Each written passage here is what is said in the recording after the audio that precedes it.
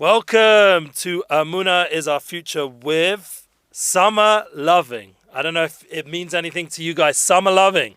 Summer Loving. I don't know if that rings any bells, but the main point of Summer Loving is to tune in to the love that we have from the Torah, the love that we have from Hashem Yisbarach, our Creator, the love we have right now in our studio in Jerusalem. Thank God that we are here, b'ahava, with love. It's a very deep, profound love. Ritzufa Hava, beautiful song from Yishai Ribo.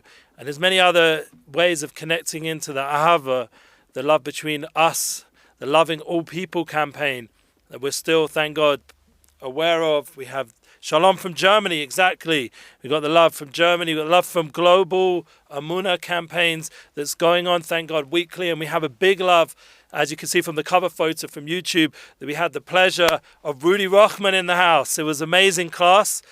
Activism with truth. That was the focus. And I hope all of you have checked out the class. If you haven't, if you wonderful people haven't watched the class on Sunday, go watch it after this class. I'm not going to be too long. Hopefully less than 30 minutes. And the goal of this class is, once again, is to strengthen our connection to God, strengthen our connection to ourselves, to have more understanding and love of ourselves, because we can't love other people unless we learn to love ourselves. And please God, this class will be going up on our Breslev.com website. I was happy to post today. The Nissim Black's awesome visit the week before is already up on our website, Breslev.com. Go check it out. The Nissim Black class with myself. Please God, with Darnell, God is making a recovery and he'll be back in the studio, we hope, this Sunday. We're still yet to confirm the guests or the special guest. Looking very likely, Nissim Black is working on speaking to Amari Stodmeyer. We hope he'll be able to make it. If he's listening now, we'd love to have you, Amari. If not, we also have another option as well. We're going to reach out hopefully to L'chaim OG at some one of these next few weeks, if not this week. And then we have some other wonderful people around who want to join us, and it's just a matter of coordinating. Thank God there's so many amazing people. I had a pleasure to speak with a wonderful Yid yesterday, Moshe Gersht. I'm going to try to be helping him a little bit, get out there a bit more in terms of, he's already, thank God, got a good following, but we want to just help with the UnityBookings, make sure that people are getting opportunities to reach communities in person.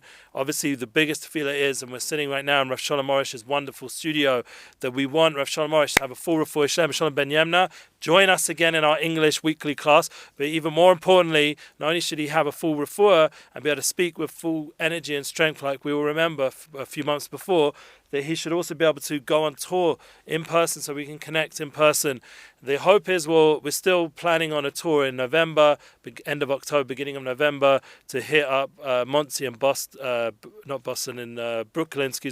Monsey and Brooklyn, just to keep it localized so the Rav, even if he has a full recovery, but not to push it, not to travel like we do in the past to many, many locations.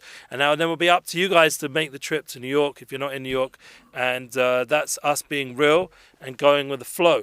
So everyone out there who's joining us now, you give us your feedback, make us feel the love, give us the opportunities to feel that we're, thank God, praying for Arush. Let's make it happen. He should have a full recovery, because it's all possible. I've seen it happen before with him when he had an issue with his speech, and I already mentioned here that he had a full recovery over Rosh Hashanah and Uman. What's going to be this year? Who knows? We'll put up our hands in the air and we ask. So let's go now into our class. We spoke about last week about the end of days. How are we going to process these end of days? The YouTube was funky last week, so Baruch Hashem, everything's the way it should be. We even have the website team. So with every challenge, like last week's challenges and the end of days challenges, you can feel sometimes a bit overwhelmed. But I was very, very inspired by Rudy Rochman's appearance, because he's someone who's been in prison for his mission. He's someone who's, thank God, being able to stand up and discuss in a gentleman, in a very polite, proper way to all kinds of people who even hate the Jewish people, like Nazis and Machshamam and all kinds of anti-Semites, and even people self-hating Jews, and then there's always all these kind of people that Hashem should protect us from. So how do we tune into the love energy? So as we said already, one of the things I felt sitting next to Rudy is, one, a lot of self-love, but in a healthy way, because it's brought down from Rav Sodiq. You can't really like have Emuna in Hashem unless you have Emuna in yourself. You have to believe in yourself, and that is something which he was blessed with at a very young age, to get a clear picture of what his mission is and develop that and evolve that from a young age. Personally, I felt like I only really woke up around 18, 19 to really understand I have more to myself and it's still, a process in works. And thank God, tuning into the United Souls concept the last few years with Emuna Tour and Emuna classes that we're doing here with Rav Arush, and being around the Tzaddik Rav Arush, and also all my other Rebbeim, and all the years of, thank God, of self-work and having a soulmate like my wife who's, thank God, always pushing me to grow. We have the opportunity to hopefully come to a level of belief in our mission. And that goes together with loving oneself. And then we can really get into the summer loving. Now, the world tricks us and thinks, like the Grease movie that I was singing at the beginning, Summer Loving, it's about, how cute the person is or the physical attraction. And there's a lot of that focus nowadays in the world. And we know, without me going into it, how much that can unfortunately lead to like a Johnny Depp kind of situation with Amber, and need I say more? But there's plenty of examples and role models in the wrong way. I'm not saying that Johnny was wrong, but just the overall end of story. And people like you and me can work out already with common sense that there's a better path of marriage and relationships that's available, especially when you're learning the Torah. We're joining each other weekly and touching base with some values and goals in our relationship. I have, thank God, my relationship podcast. There's always the links below in the description. You can check it out. The latest one wasn't that long ago, and thank God we discuss some really important things with my wife and myself, so you can hear both sides of the story, not just my one-sided opinion. But hopefully the goal is, in all relationships, to come to that unified approach. That's the hope that we have. And I just had a meeting here yesterday with some people that ran a podcast who have, thank God, opened up the doors to have conversation about the Garden of Shalom. And it definitely is agreed, the Garden of Peace, that we need to, everyone's in agreement, including here, that we need to revise the book. So anyone who has it, we hopefully at some point will have a new edition. I'm not the one who's unfortunately in charge of that, otherwise we'll get it done now. But we're going to have to wait, but everyone can pray.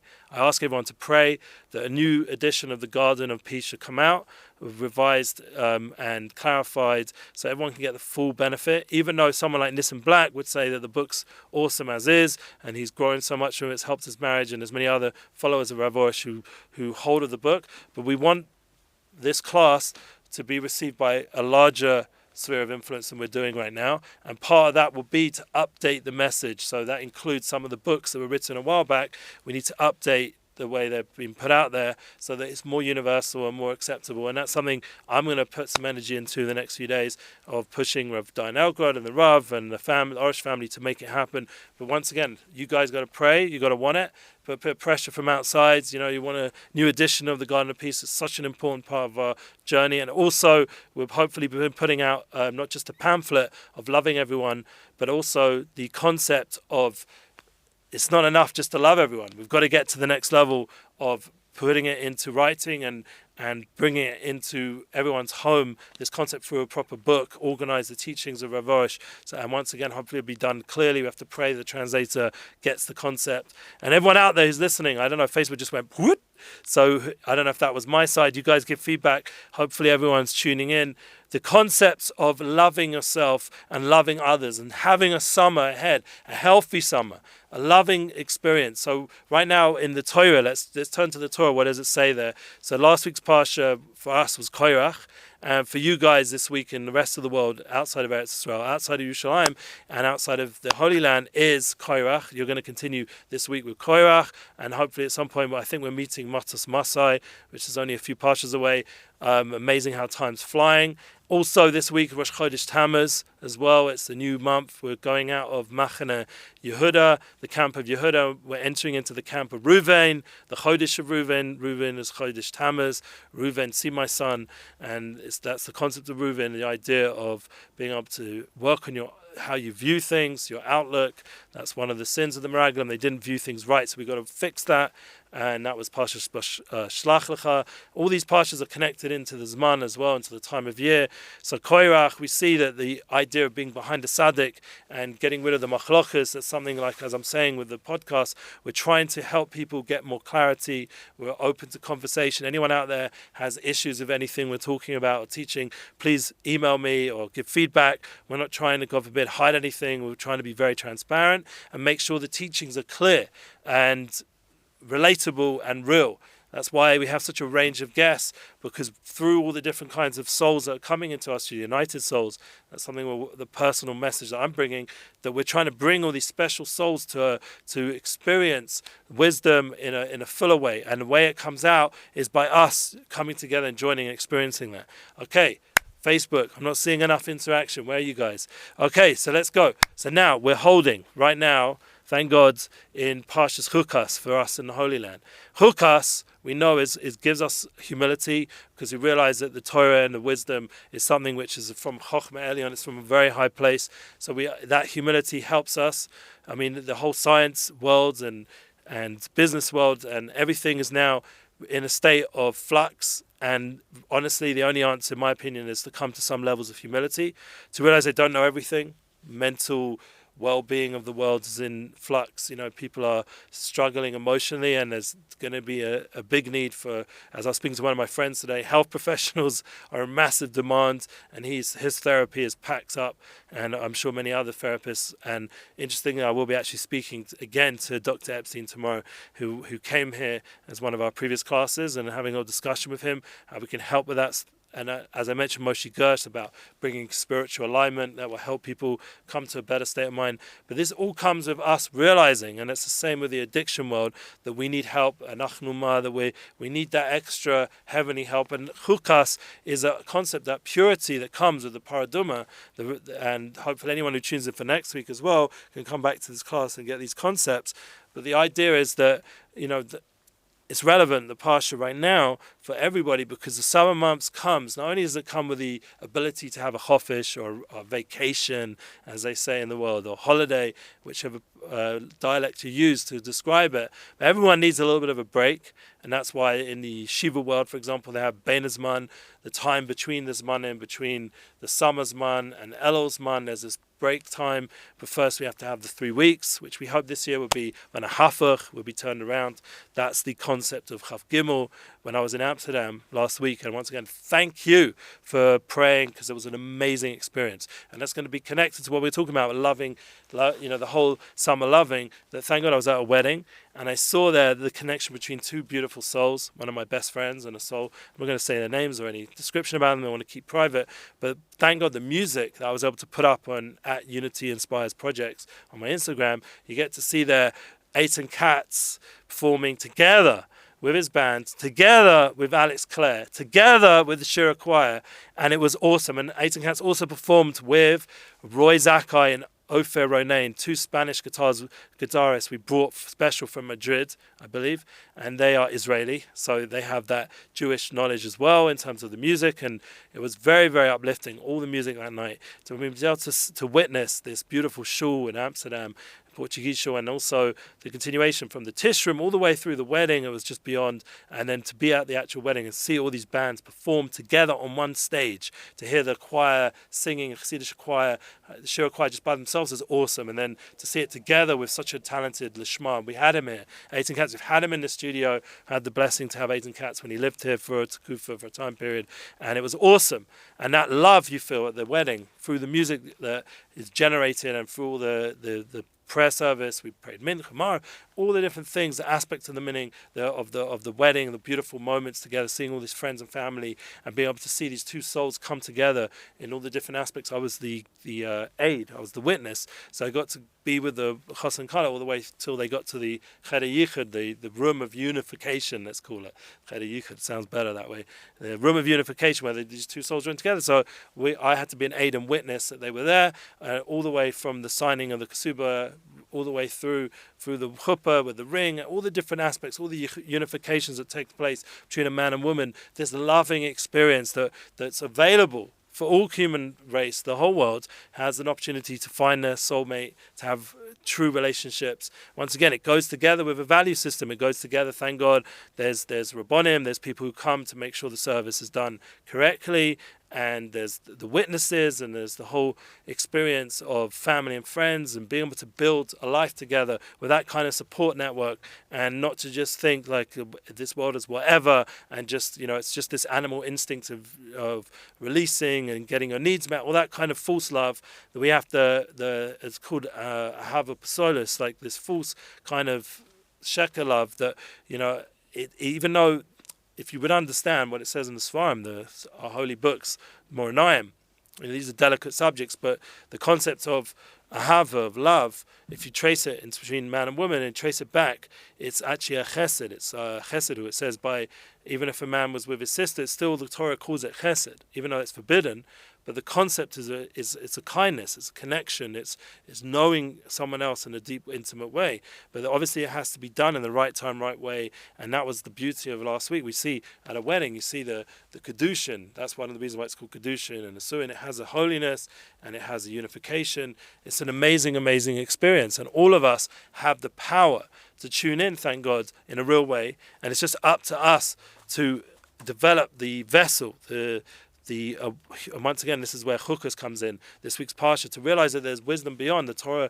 All the mitzvahs of the Torah have a connection to the chukas, to the HaTorah, that the idea that we have not the full understanding of what a mitzvah is. We're not fully clear of the holiness and the power of a mitzvah and what's the reasoning behind it. Even though we do have reasoning, we do have some sort of clarification of what a mitzvah is, but it's still only ma'ain. It's only a little bit of really the depth. And if a mitzvah is eternal, every mitzvah we do is eternal. Every word of Torah we learn is eternal, and it's becoming one with the Creator Himself. So obviously then it's deeply and infinitely profound.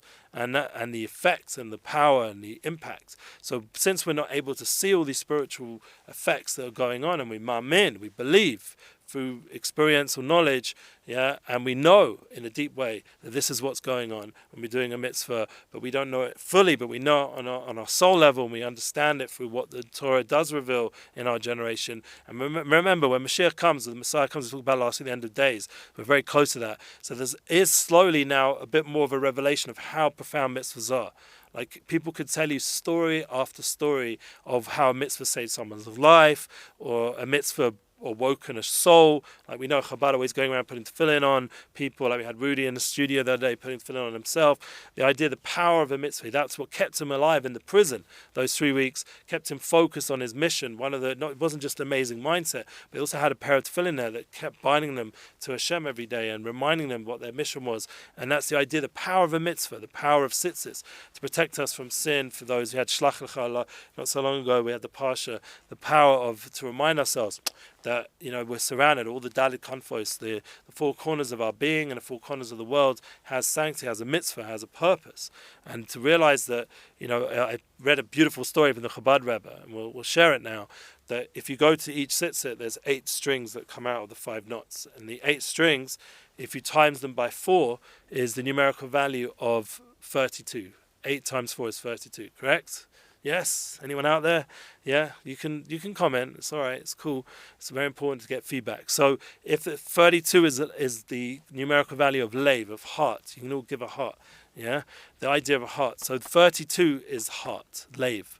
Yeah? Leiv is the heart is connected to the idea of Nesivas Shalom, of Nesivas Chochmah, the 32 levels of wisdom, the knowing heart. The heart level is the key to everything. We have to have a healthy heart. And Rahman Alibaboy, Hashem Himself wants our heart. He wants us to have a relationship with Him. He wants us to talk to Him. He wants us to connect with Him. This is part of what we're working on together weekly, and growing and learning and steiging and developing that heart level. When we're praying to Hashem, doing a spodulus, we're cleaning away the heart level. In this week's Parsha, in Eretz Yisrael, Chukas, one of the beautiful concepts is, and especially in the Haftorah, is Hashem's going to pour upon us, Mayim Torim is going to purify our hearts, give us a leiv chadash, a new heart. And this heart, 32, said the Babich Rebbe. So it comes this year to meet with the Babich Rebbe. And you have to understand there's a whole backstory. We'll just say it very, very quickly. The Babich Rebbe is his yahrzeit. It's also next, I think, is it the Shabbos? Yeah, I think it's the Shabbos. 120 years he's been alive, Baruch Hashem, or was alive. Yeah, 120 years. Shlita, that's how, it depends who you hold like. We hold that, generally, we hold that he was passed away. Gimel Tam was a very sad day. But at the same time, personally, I've had dreams about him on that night, and he's still affecting us. His legacy lives on for his students. So we'll say Zatzal, Zekesalek Bocha, his Gimel Tam is his Shabbos. So we have in mind Lubavitch Rebbe, who's in this time period, as well as other Tzaddikim, like we'll talk about hopefully coming weeks. But the concept of the Lubavitch Rebbe with the Tzitzis, so the story goes like this. This is the backstory. There was a father who came to Eretz Yisrael to meet him with his son, who'd already moved here and was making in America. He came to America from Eretz Yisrael, who was making a business in America, and he was nothing to do with Chabad, no connection at all. But they had to go down to Houston for an operation.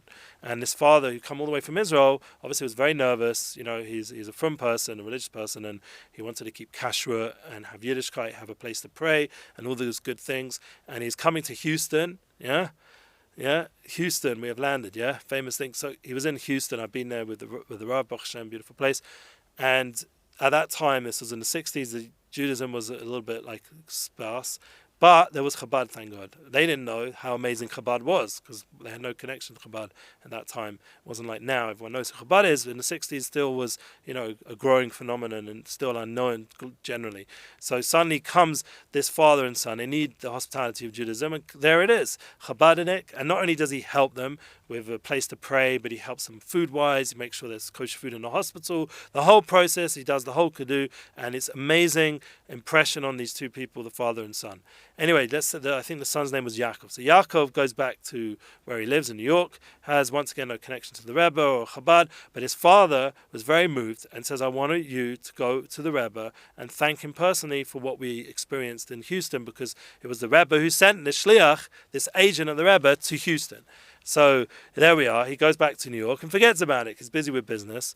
And he tries, suddenly remembers his father-in-law phones him up, says, you've got to do what I asked. I asked you, and it's really important that we show across the Tov. And the best way is to go to the Rebbe so that he knows how amazing his shliach is in Houston. So you got to get an appointment.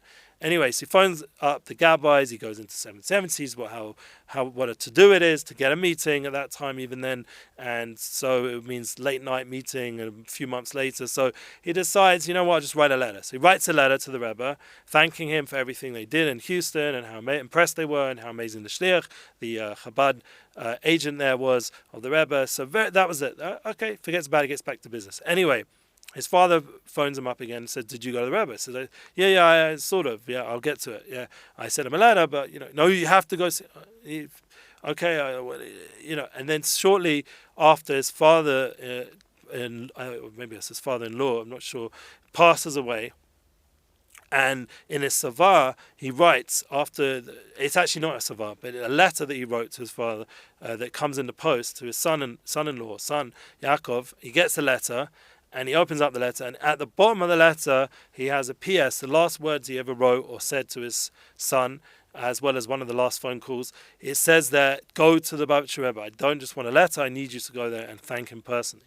Okay, so now this is like as if he's like receiving a message from his father on his deathbed. So he's not going to just ignore it. He goes to the Chabad, one of the Chabad Gaboim from the Rebbe at that time in the 60s, and he asks him and says, I want a meeting with the Rebbe. He says, yeah, I remember you came a while back and I told you how you do it. So he says, well, look, this is a letter, and see what it says. It's the last thing he wrote to me about my the need to come thank you and have appreciation for your shliach. And this is from my father or father-in-law, I don't remember which one, father on his deathbed, and I need to, live what he asked me. I can't just ignore it, and I keep forgetting because it's such a to-do. So can you get me in sooner? Says this week I'll better get you in, because I suppose the Gabbai was impressed by the sincerity of the message from the father, and he was like, all right, let's just get this done. So he gets him an appointment. He comes in, this Yaakov, to the Rebbe, very impressed with the Rebbe, and he tells him this Torah I told you just before about the 8 strings times 4 tzitzis, and that adds up to 32, and that is amazing power there of heart, of love, and the lave. And the Rebbe, then I have to understand the Rebbe, when he was speaking to this person Yaakov, he was just telling him about thanking him for the appreciation. And how did he get to the idea of tzitzis?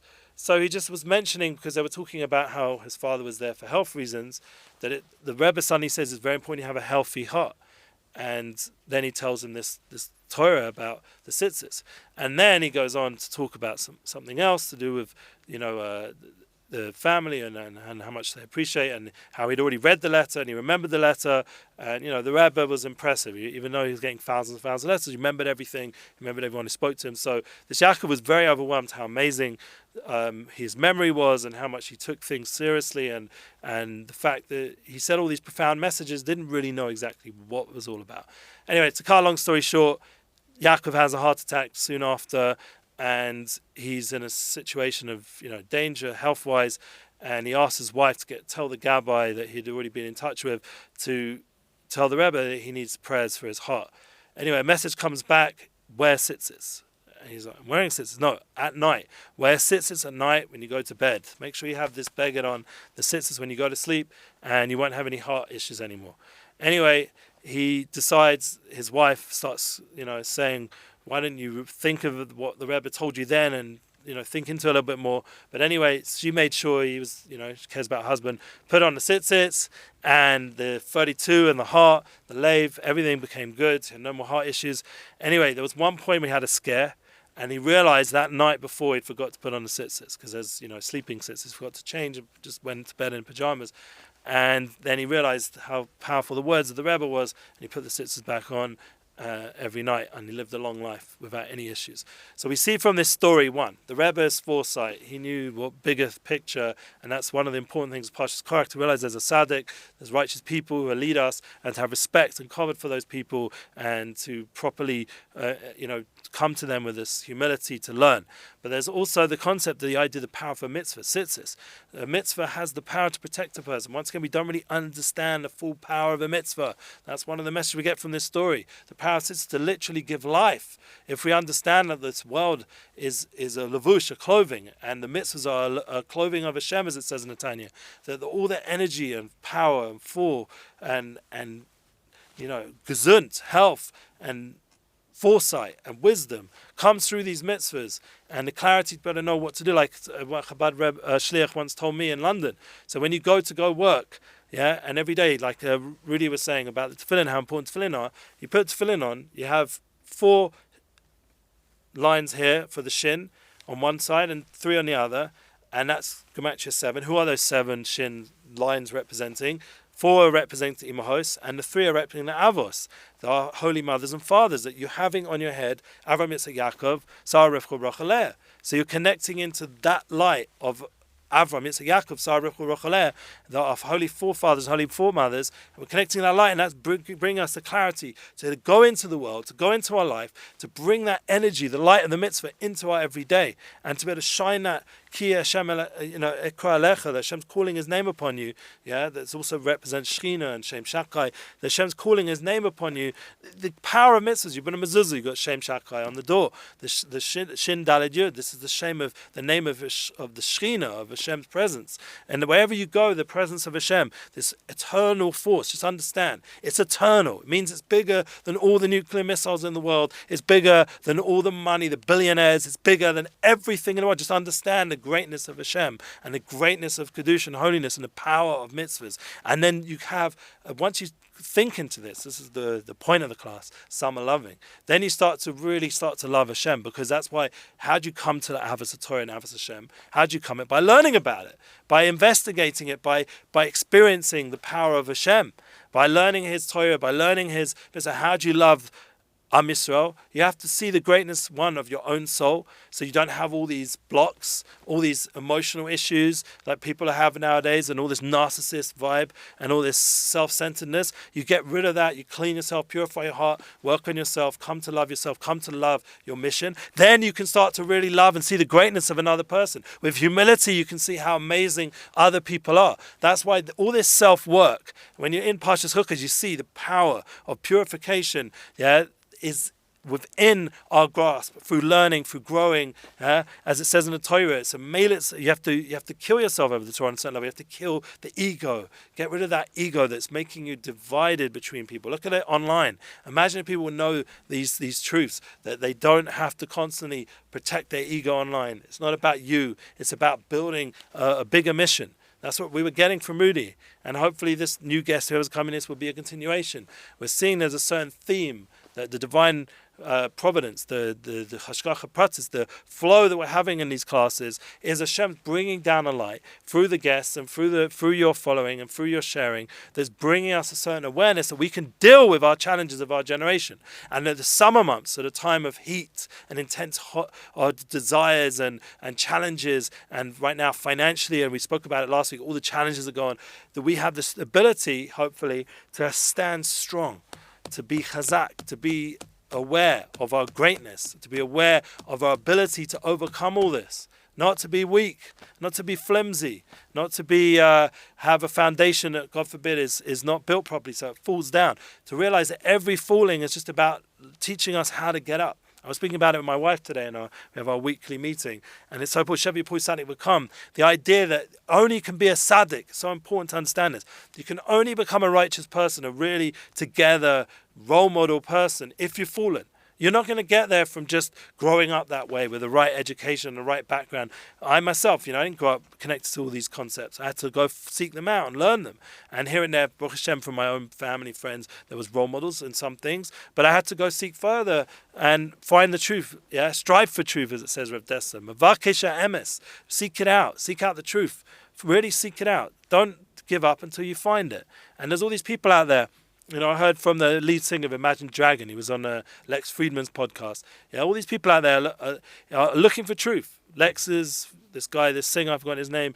Yeah, is one of the most famous bands in the world right now. He's looking for truth, but who's he coming across? Yeah, the woke religion. I mean, they're not going to teach you anything true. They're the most confused people there is, except for maybe a little bit of nakuda of compassion that we can all, every human being has a basic, if you're normal, has some level of compassion. But there it becomes achzaris, becomes cruelty. Their compassion turns into cruelness, because they're confused.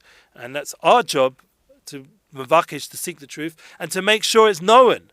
That the world should have an awareness. That's what these classes, one of the big points of what we're doing here. Not just me to sit here and fill up a half an hour space of some content. It's to actually make sure that we're growing and applying. As we said that with Rudy, it has to create activism. It has to affect our life and our sphere of influence and what we're doing. And we have to be able to be strong. We have to be able to say the message proud and know that we have a purpose, know we have a mission, and to not be scared of anything. Lo lefachar klaus, the Baal Shem Tov said, and that was his saying from his father to him on his father's deathbed, the Baal Shem Tov's Chesronenu, to remind us, and we had this in Chodesh Seven, we're finishing off this month, to take the light of Shavuos, take the light of David HaMelech and Baal Shem Tov and Rus and all these Tzedekis and bring it together. This week we've got Yosef Asalik's campaign. Join together, David and Yosef, Kisei, David Avdecha, join together to reveal Hashem's throne, to reveal Hashem's presence, to reveal Hashem's truth, the wonders, the power of mitzvahs, the power of Torah, to reveal it in the world and to bring that clarity that everyone should know Hashem, everyone should know themselves,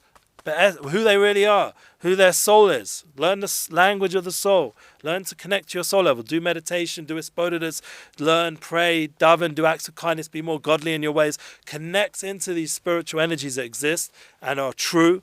And all the confusion out there will start to dissipate. All the lack of clarity will, God forbid, Hashem should protect us from it all, that will dissipate and disappear. And we'll be able to come to a place, we'll be proud of our land, of Eretz Yisrael, of the base of Migdash, what it brings, the light, the clarity, when it comes, the third one comes back to this Mokum and Migdash in Yerushalayim. We'll be proud of it. I remind you all, please to check out all the links in description. Once again, anyone check out the beautiful wedding I was at. I put up all the music moments, not the Chas and Kala, they'll remain private. I put up all the music moments up online. You can go check it out. You can, any of those artists, any of the speakers, anyone I work with, you're always welcome to reach out and book, Baruch Hashem, and most importantly, to connect into Emunalive.com, partner with us, partner with the campaign, send your names to Arush so he can pray for you on this special day, Yosef Asadik's his special day, his birthday, and this Yilel Revi, which is Wednesday night, Thursday day, Rosh Chodesh Tammuz, should be a good Chodesh for everyone,